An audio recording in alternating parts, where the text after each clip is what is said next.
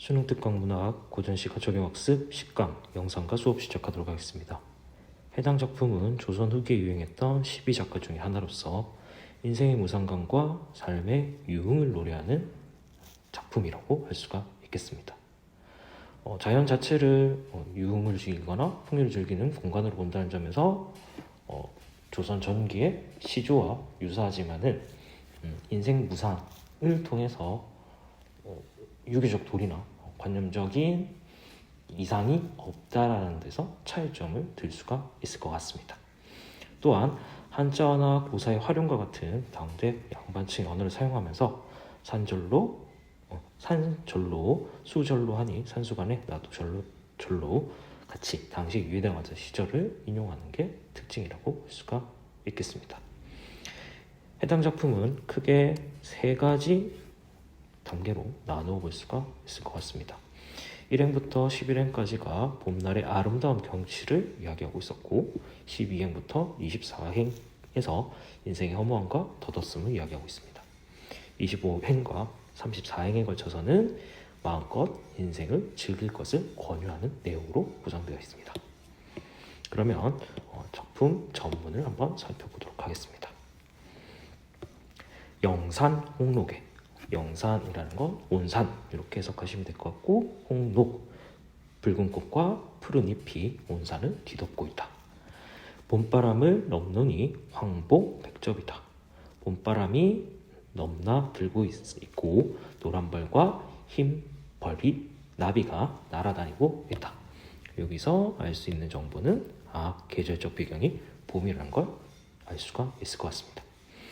붉은 꽃과 푸른 잎은 산양 산기를 자랑하고 양이라는 게 변양자입니다. 그래서 좋은 햇빛과 좋은 산의 정기를 자랑하고 가는 새 오는 나비는 춘기 춘흥을 조롱하고 있구나. 봄날의 조롱 흥을 조롱하고 있구나.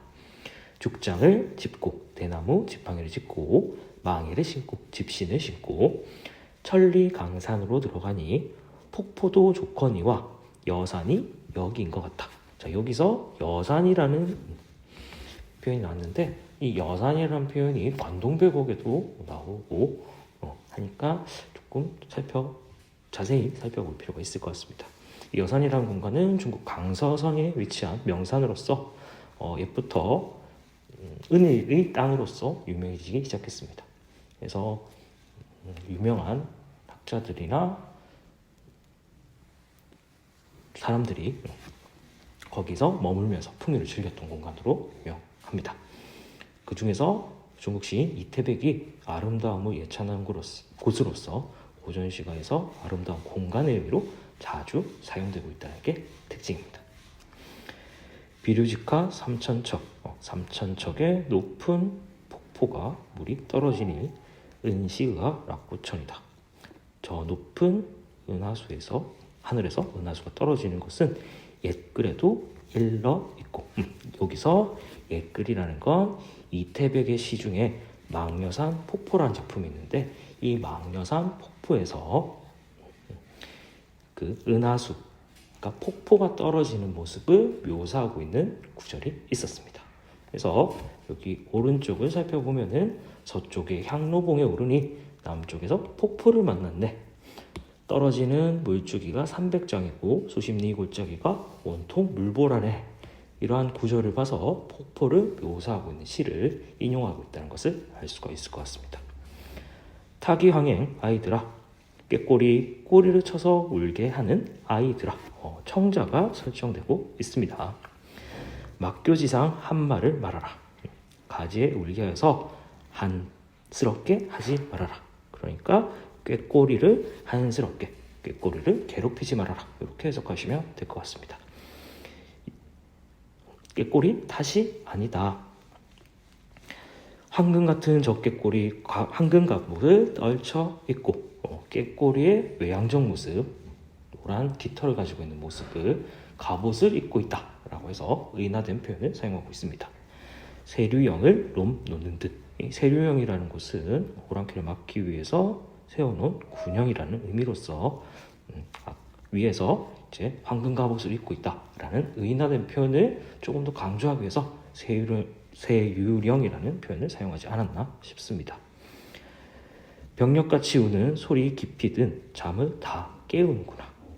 그러니까 꾀꼬리 울음소리가 병력같이 들린다. 과장법을 사용하고 있습니다. 그래서 꾀꼬리가 봄이 왔음을 알려주는 소재다. 그래서 봄의 기운을 잘 느낄 수 있다라고 해석하시면 되겠죠. 산절로 수절로라. 산이 절로 물이 절로. 그래서 여기서 송시열 시인의 시조를 인용하고 있는 부분이다라고 볼 수가 있겠죠. 그래서 앞에서 설명했듯이 해당 작품은 작가 장르입니다. 작가 장르라는 건 평민계층이 주로 향유했던 장르이지만은 이렇게 양반계층의 문학을 차용함으로써 평민의 문학적 욕망 그리고 지식적 욕망을 어느 정도 실현시켜주고 있는 요소다라고 볼 수가 있을 것 같습니다. 화류장대 고운 여자 꽃버들 가득한 곳에 장대에 고운 여자들아 너희 얼굴 곱다 하고 자랑하지 마라. 여기서는 두 번째 청자가 설정되고 있습니다.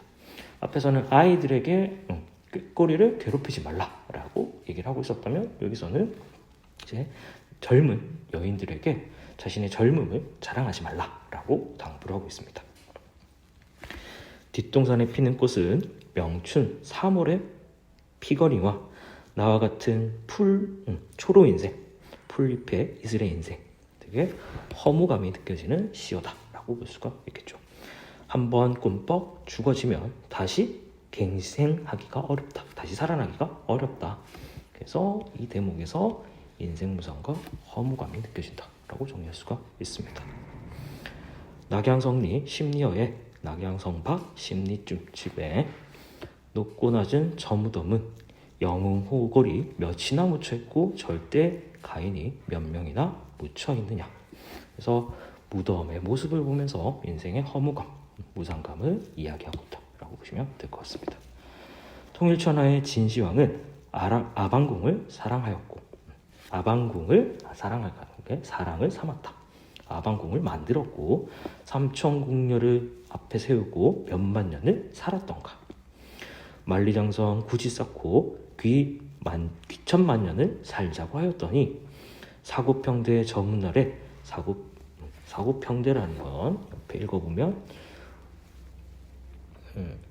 그래서 이 진시황이 요약해서 설명하도록 하겠습니다. 진시황이 이제 진나라를 세우고 나서 자신이 운명이 어떻게 될지 점쟁이에게 한번 물어본 적이 있습니다. 그래서 점쟁이가 곧 무덤에 묻힐 것 같다라고 얘기를 했던 고사를 지금 인용하고 있다라고 보시면 되겠습니다. 사고평대는 그냥 무덤이라고 해석을 하시면 되겠습니다.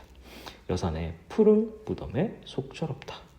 이러한 영웅들은 사후 유명되려면 이러한 영웅들은 죽으면 이름이라도 남겠지만 나와 같은 풀립의 인생은 한번 꿈뻑 죽어지면 칠성포로 질것 묵혀서 칠성포는 시신을 묶는 끈이다. 삼배다라고 해석하시면 되고 소방산 대틀 위에 상여 대돌 위에 뚜렷이 메고 갈 때 제 한 모퉁이를 돌아가니 구준비는 새우 섞어 한 박으로 퍼붓는데 구준비랑 카람비가 섞여서 한 바가지 퍼붓는데 무중공산 털을 닦아 쓸쓸한 텅 빈 산에 털을 닦아서 청성으로 푸른 솔로 벗을 삼고 두겨으로 벗을 삼아 자연물들을 친구로 삼아서 주야장천 밤낮으로 누웠으니 산은 고요하고 물은 쾅쾅쾅 소리를 내고 있다.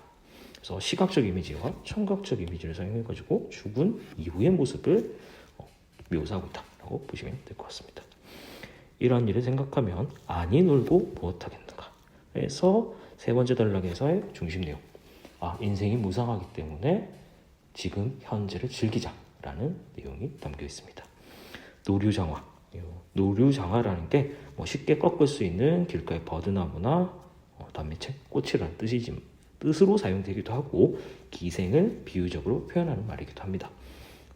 그래서 꽃으로 해석해도 되고 기생으로 해석해도 될 것 같습니다. 꽃을 들고 논다, 기생과 함께 논다. 두 가지 다 해석이 가능할 것 같습니다. 마음대로 놀아봅세. 그래서 인생을 즐길 것을 당부하면서 이야기가 끝이 나고 있습니다.